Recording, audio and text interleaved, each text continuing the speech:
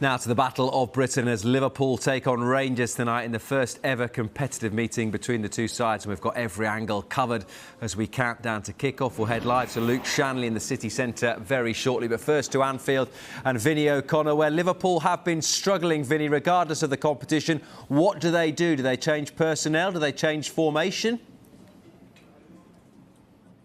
I think there's a number of selection issues facing Jurgen Klopp this evening, most notably what to do with Trent Alexander-Arnold, because obviously there's been a lot of talk about his form of late. It was even highlighted once again in the Monday Night Football last night as well, when Jamie Carragher and Gary Neville spoke about it as well. And it's been a question that's been asked of Jurgen Klopp, news conference after news conference in the build-up to games as well. Maybe tonight is the time to take Trent Alexander-Arnold out of the firing line, just to get him a little bit of freshness in those legs, because he does have options at right back. Obviously, James Milner can play there. Joe Gomez is another option. Calvin Ramsey is getting up to full fitness now, of course, as well. We saw him in training yesterday, albeit Jurgen Klopp had spoken about that and said that he would like to see him play for the under-23s, but maybe the opportunity for Calvin Ramsey to play apart from the bench. We also, of course, saw Ibrahima Konate in training yesterday, and you just wonder whether he can come into the heart of that Liverpool backline as well. Maybe in for Joel Matip, maybe even give Virgil van Dijk a rest. But the real interesting thing, I think, is what's going to happen in midfield and how Jurgen Klopp is going to get more cohesion in there, because certainly the press hasn't been as intense as he would have liked of late, and there have been question marks about Fabinho's form, of course. He's tried various ways to go about things in midfield so far this season. Of course, it was Fabinho, Thiago and Henderson who got the nod against Brighton at the weekend, and you're just wondering what options are open to Jurgen Klopp. Could Harvey Elliott come back into the engine room?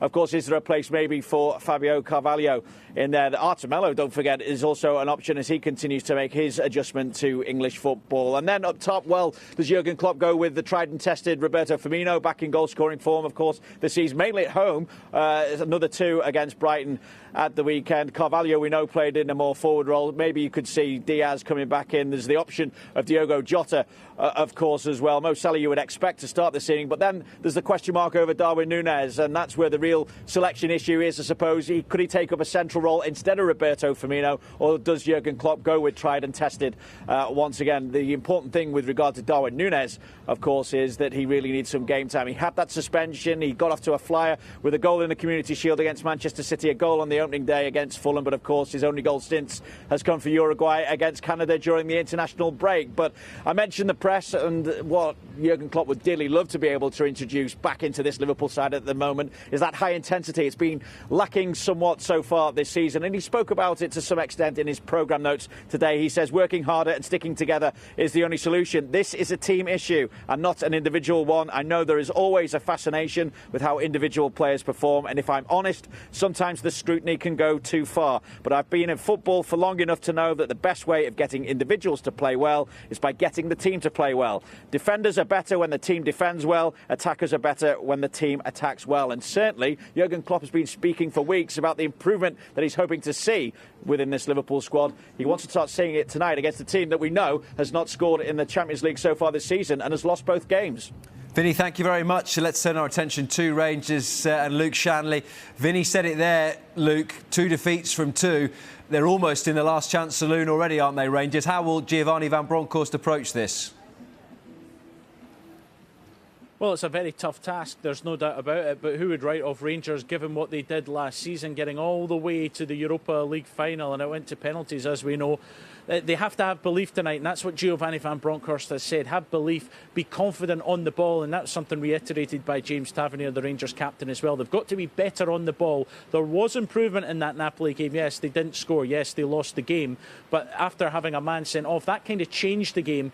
I think for Rangers it was an improved performance. They need to keep that going. Bit more confidence about the team as well after a great result against Heart of Midlothian at Tynecastle Park at the weekend. So they'll want to keep that momentum going too. But I think the key thing is, how does Giovanni van Bronckhorst set up tonight? Because he knows it will be a difficult task. Does he go with a back 4 or a back 3? And who does he go with up front? Big decisions to be made. But no matter what, the Rangers manager knows this will be a very difficult task.